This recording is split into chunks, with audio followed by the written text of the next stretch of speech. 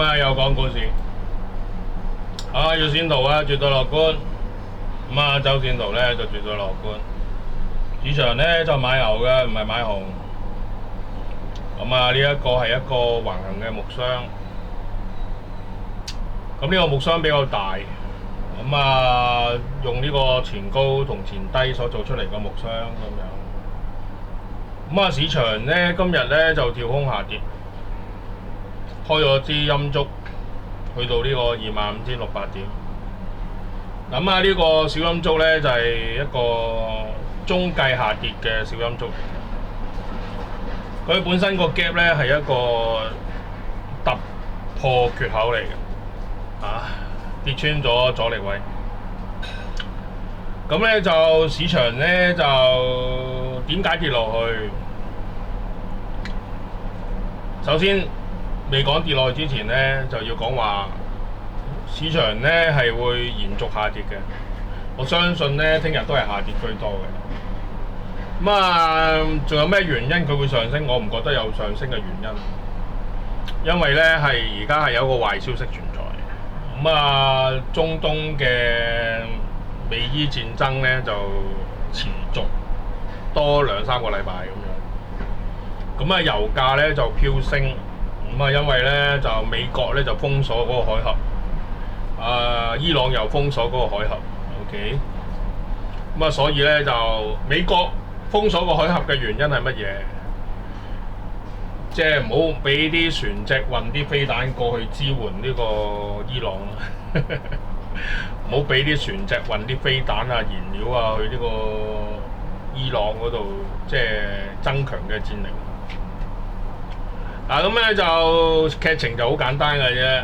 美國嘅要求咧就喺我眼中咧就唔係太高嘅，喺伊朗嘅眼中咧就非常之高嘅，不難接受。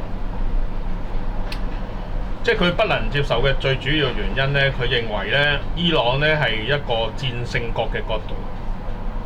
我戰勝國咧係唔會接受一啲即係打敗仗嘅美國嘅條件嘅，我哋要美國賠償。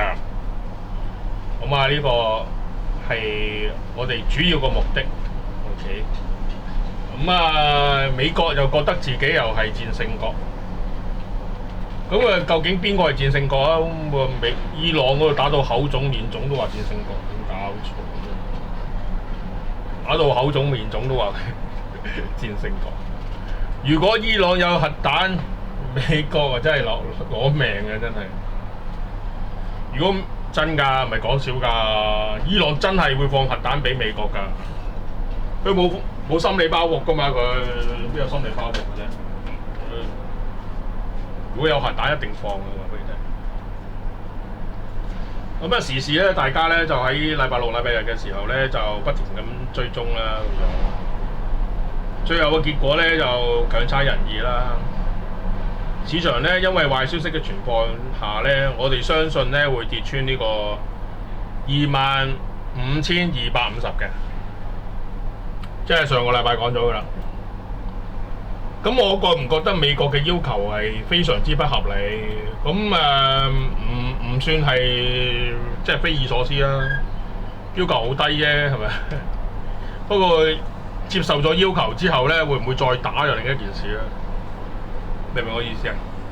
你接受咗美國嘅和談協議，美國會唔會再多2-3年之後咧，又打過呢個伊朗咧？係嘛？呢個先係最大問題。咁啊，傳聞咧就話中國咧係做一個和解嘅角色，即係保障呢個伊朗咧就唔俾美國再打嘅。咁但係都冇出聲今次。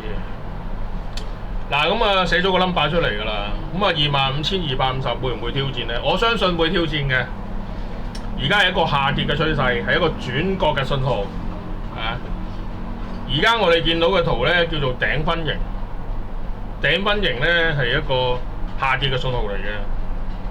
頂分型咧就好似一個3粒星嘅形象嘅，3粒星嘅形象。高位咧就係喺個中間嗰個就係高位。佢嗰個低位嘅高位咧，又喺中間嗰個就係嗰支竹嘅高位。頂分型即係呢個啊，頂分型即係呢個咁嘅圖。好啦，咁啊，即係話咧，市場咧未來咧係下跌嘅。OK， 咁有咩好嘅消息令到佢上升？冇。咁而家喺一個上升軌通道嗰度，貼近個支撐位。個支撐位咧有少少反彈，一睇就知啦，係嘛？哇！上升軌通道嘅支撐位反彈，就去到打一彈嘅時候咧，彈多100點喺25,600定低。咁啊，聽日咧會跌穿呢個支撐位，多100點咁樣係嘛？咁啊跌落去啊，會個跳急上跳急下跌咁跌落去係嘛？咁啊好正常啦係嘛？有咁啊上個視頻咧就講話啲有錢人咧就買牛嘅喺低位，咁佢有冇輸錢？冇啊，邊隻眼輸錢啫？25,600喎，邊度輸錢啊？仲可以做埋對沖添啊！俾你聽，今日仲可以做埋對沖添啊！所以咧，你有錢人咧有好多方法㗎，即係根本就贏硬嘅。不過即係如果佢和談咗之後咧，就贏得更加多咁解嘅。跌咗落去都贏硬嘅。OK， 我有錢我乜都做得到。OK， 所以咧就好多人賭㗎，話俾你聽個市場。咁咧有個證券行咧就話啲人咧喺高位放貨嘅，梗係高位放貨啦！你個市場即係喺美國股市嗰度見到高位，梗係放啦！真係唔通喺低位放咩？你真係搞笑！佢呢啲算咩邏輯嚟嘅？近期咧就個市場波動，咁啊啲大戶咧買貨咧去到高位嘅時候咧就即係減持嘅咁樣。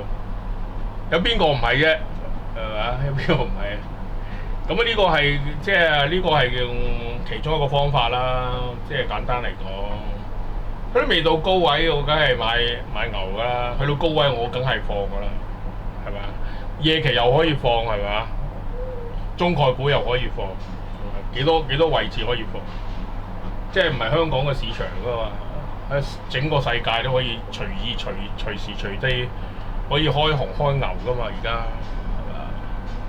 咁啊，未來會點樣？我再講多次。咁啊，只有向下跌嘅趨勢嘅啫。而家係轉角嘅信號，佢係一個突破缺口嚟嘅，下跌型嘅突破缺口，係一個中繼下跌嘅一小陰燭，係一個頂分型嚟嘅。咁咧，佢係見到支撐位反彈，咁啊，聽日咧就跌穿支撐位咁樣。因為咩原因跌穿支撐位？因為冇好消息嘅存在。如果今晚有好消息存在，咁樣就另計。